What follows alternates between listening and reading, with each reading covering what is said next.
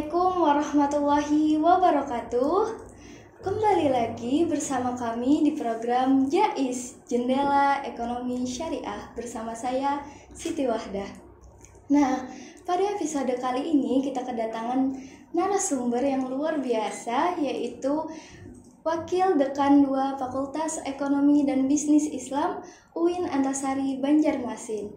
Nah, berhubung beliau sudah ada bersama kita di sini, langsung saja kita sapa terlebih dahulu Bapak Dr. Mahmud Yusuf MSI. Assalamualaikum Bapak. Waalaikumsalam warahmatullahi wabarakatuh.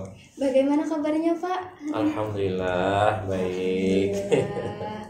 Nah, sebelumnya terima kasih banyak Bapak telah bersedia menjadi narasumber kita pada hari ini di tengah kesibukan Bapak.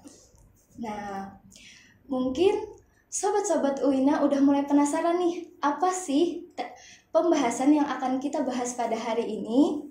Nah, seperti yang sobat-sobat ketahui, Indonesia merupakan negara dengan mayoritas penduduk Islam terbanyak. Namun, tingkat literasi tentang keuangan syariah masih sangatlah rendah. Nah, maka cara pemerintah atau upaya pemerintah untuk menanggulangi hal tersebut adalah dengan melaksanakan merger bank-bank syariah di Indonesia menjadi Bank Syariah Indonesia atau disebut BSI. Nah, maka dari itu pada episode kali ini kita akan membahas mengenai pengaruh merger Bank Syariah Indonesia terhadap perkembangan ekonomi syariah di Indonesia. Nah, mungkin langsung aja nih Pak, kita ke pertanyaannya. Oke, ini silakan.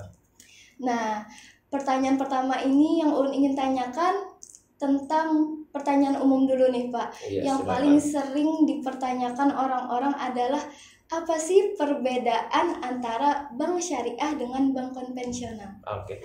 Terima kasih sebelumnya kepada tim Wina TV yang memberikan kesempatan kepada saya pada hari ini untuk bisa sama-sama bergabung mengisi kegiatan kita yang rutin kita selenggarakan ya untuk literasi kepada masyarakat. Harapannya mudah-mudahan dengan program-program ini tersampaikan apa yang diinginkan oleh kita, bahwa masyarakat itu lebih paham dan mengerti berkaitan dengan perbankan syariah khususnya, kemudian ekonomi Islam pada umumnya. Jadi hari ini temanya menarik sekali nih, berkaitan dengan merger beberapa bank plat merah ya menjadi satu bank, yaitu Bank Syariah Indonesia. Jadi kalau kita bicara tentang Bank Syariah Indonesia, maka kita akan memulai pembicaraan dengan apa sih bank syariah itu, kemudian apa yang menjadi perbedaan bank syariah dengan bank konvensional. Kalau kita lihat sebenarnya ada banyak perbedaan antara bank syariah dengan bank konvensional ya. Nah, pertama pengertian dulu. Dari sisi pengertian, bank syariah itu adalah lembaga keuangan perbankan yang melayani masyarakat berdasarkan prinsip-prinsip syariah. Nah, prinsip syariah di sini antara lain adalah terbebas dari riba, kemudian juga maisir, perjudian, kemudian juga gharar, dan terlepas dari sifat menzolimi kepada nasabahnya. Nah, itu yang menjadi pokok dari perbedaan antara bank syariah dengan bank konvensional. Sedangkan bank konvensional adalah lembaga keuangan yang melayani masyarakat Indonesia berdasarkan aturan dan prinsip yang berlaku, tetapi tidak menganut prinsip syariah seperti itu. Nah, baik Pak. Jadi kita sudah paham nih apa perbedaan antara bank konvensional dengan bank syariah. Lalu seperti yang saya singgung di awal mengenai merger. Nah, sempat ramai kan diperbincangkan masalah merger ini Pak. Iya. Nah, tapi pasti masih banyak yang belum paham apa sih merger bank syariah ini. Oke. Terima kasih atas pertanyaan ini, menarik sekali nih pertanyaan ini karena ini sesuatu yang ramai diperbincangkan sekarang. Merger itu kalau kita lihat secara bahasa adalah penggabungan.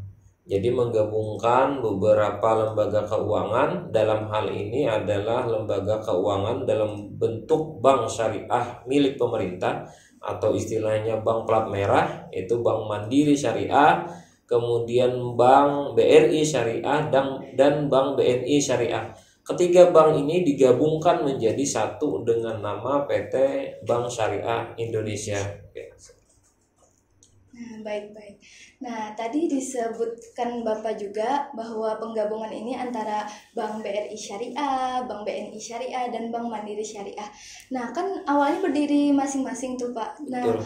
mengapa, apa yang melatar belakangi terjadinya merger ini jadi bank-bank itu digabungkan? Oke. Jadi penggabungan tiga bank ini menjadi satu bank itu diharapkan dengan penggabungan itu maka bank ini menjadi lebih besar. Nah, sehingga dapat melayani masyarakat lebih banyak lagi.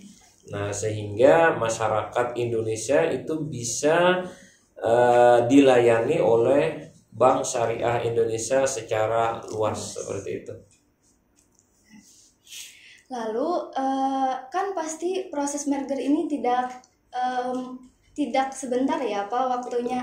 Nah, jadi bagaimana sih proses terjadinya merger itu, apa aja persyaratan yang harus dipenuhi dan apa saja sih tahapan-tahapan yang harus dilalui bank-bank itu? Terima kasih. Ini pertanyaan yang menarik ini. Lebih jauh lagi berkaitan dengan bagaimana proses BSI itu terbentuk. Jadi BSI itu terbentuk diawali dulu tahun 2016 ya.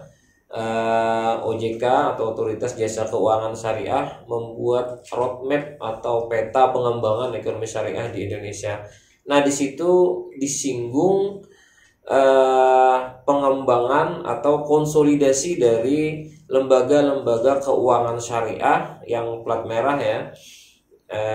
Dan unit-unit usaha syariah menjadi satu lembaga keuangan yang solid, artinya yang besar, yang bisa melayani secara luas kepada masyarakat Indonesia yang mayoritasnya adalah masyarakat Muslim ya.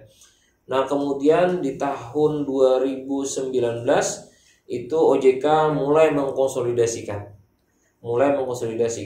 beberapa lembaga keuangan syariah, khususnya perbankan syariah untuk disatukan.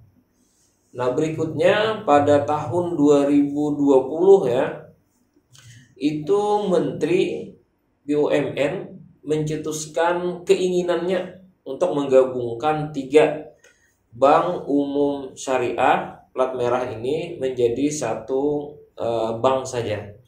Nah, kemudian selanjutnya diungkapkan secara resmi oleh pemerintah di bulan Oktober ya 2020 bahwa tiga bank ini akan dibentuk atau dimerger menjadi satu bank.